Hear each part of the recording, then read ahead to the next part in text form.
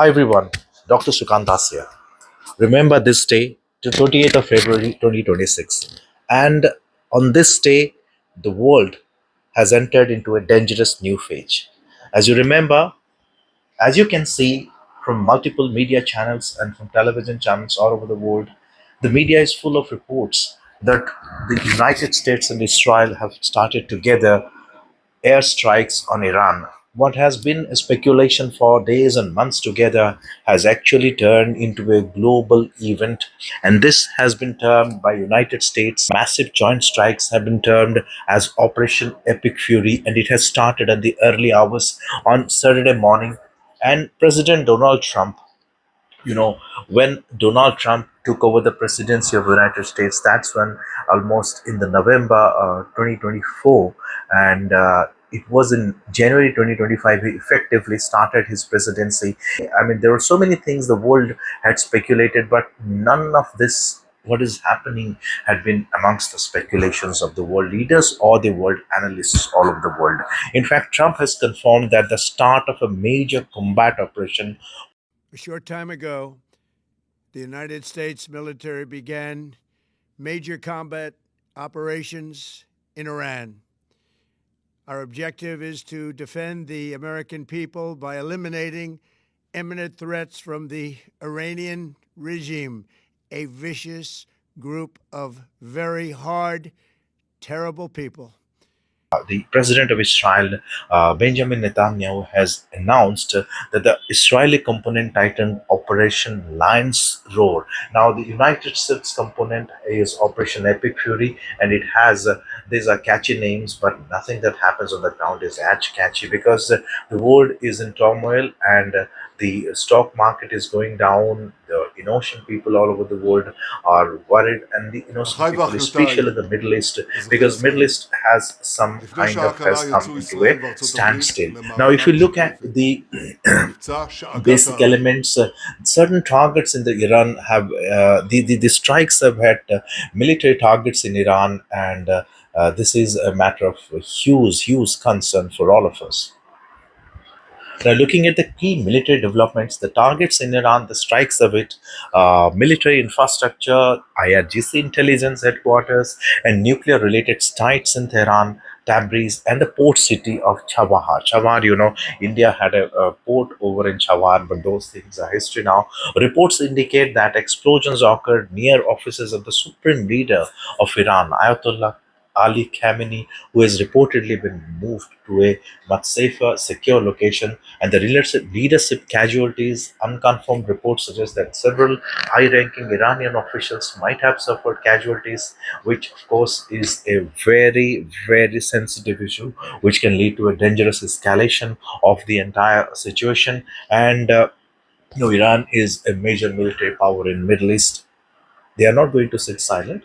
There have been retaliation, even though the retaliation may not be as proportionate as to the strikes of US and Israel combined against Iran. But Iran is not going to sit silent, and they have retaliated. The Iranians Revolutionary Guard, the IRGC, they have responded with massive missile and drone barrages. Targets include Israel.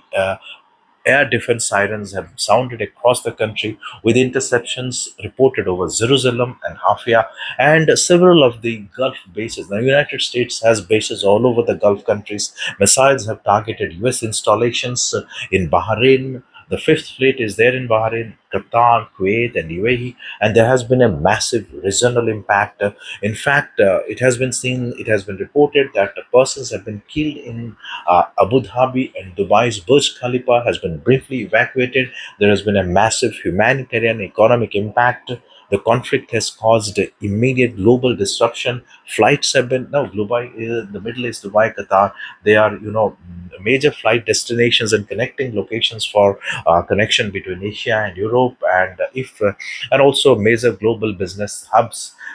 If Middle East goes on a standstill, then it's bad news for the world. There has been civilian toll, civilian casualties. A strike on a girls' school in southern Iran has reportedly resulted in at least 40 fatalities. That's not nothing small, according to Iranian state media. And there have been airspace shut down. Much of the Middle East, including Iran, Israel, Jordan, and UAE, have closed their airspaces. The Indian Prime Minister was in Israel only a few days back. Thankfully, he is back to India.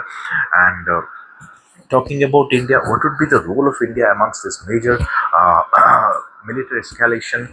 India has always positioned itself as a force of sanity, force of balance.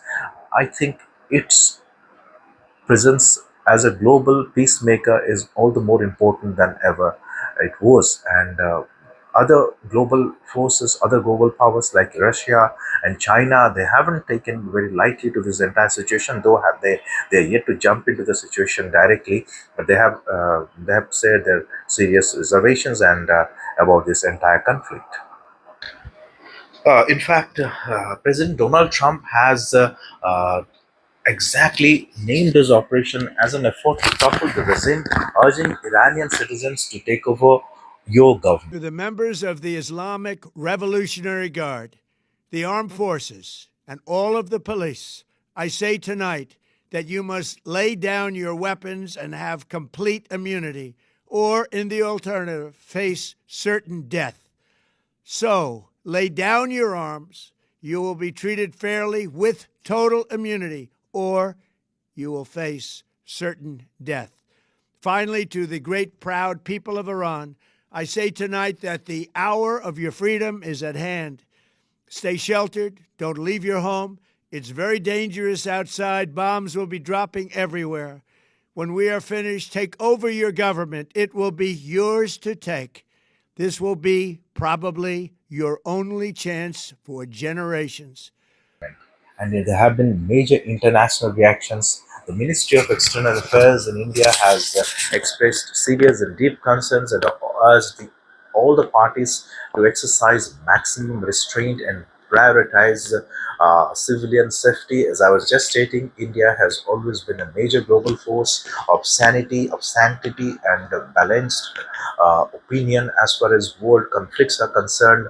Russia has criticized the joint strikes dangerously responsible, warning of a regional bias. And Israel has in fact declared a nationwide emergency, moving hospital operations underground and closing all the schools. So the situation all over the world remains extremely fluid, and the world is far more disrupted than it was when I had written the book Disrupted World, especially citing post-COVID uh, conflicts in the world. But today the world is far more disrupted, and as global citizens, it is everyone's responsibility to keep a close watch and see what we can do at our own labels. Well, a word about Donald Trump and his America First policy is very, very important.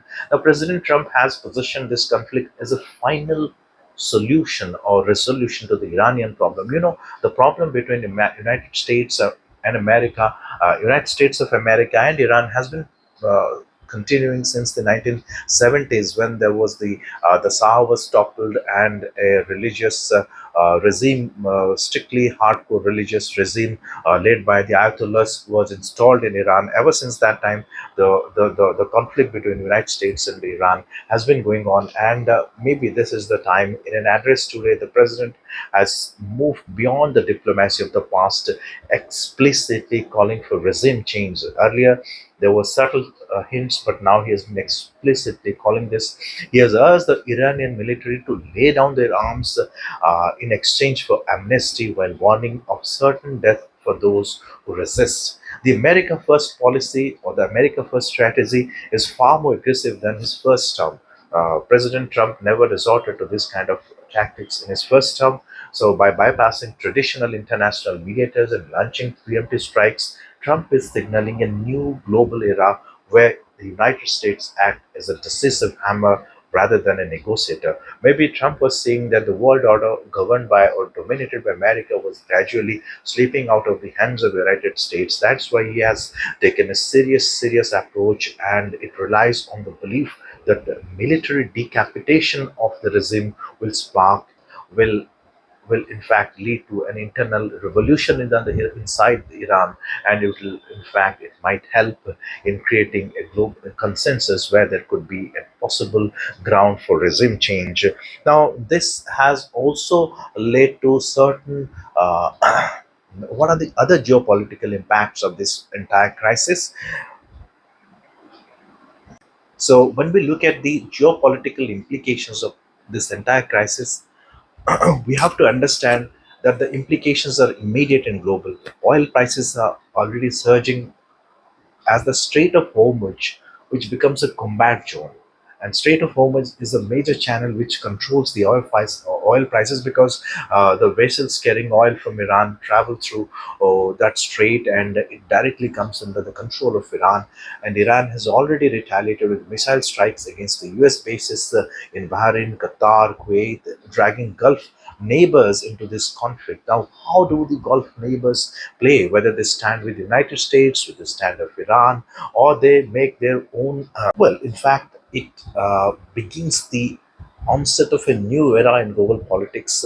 The Gulf states may no longer be neutral and keep staying on equally distanced from the sides of conflict. They have to jump in at one time or the other into one of the sides because Iran is their neighbor and United States at multiple bases, and they have to depend on United States for their affairs in the world, and for the safety and for safety against each other. In fact, it starts a new global precedence because the United States, Israel, they have effectively dismantled a world, a order-based world that was existing in the entire world after the World War II, and the world has entered into a new conflict, and we'll have to see how Iran retaliates with full might, or it has to go into a diplomatic discussion with the United States and its representatives,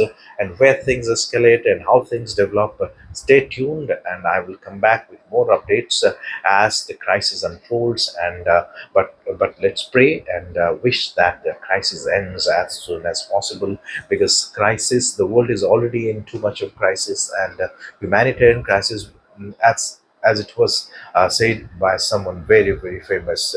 Nobody wins in a war. Humanity always loses. So with that note, I will try to wrap up this presentation here, and I'll come back with more later on. Thank you.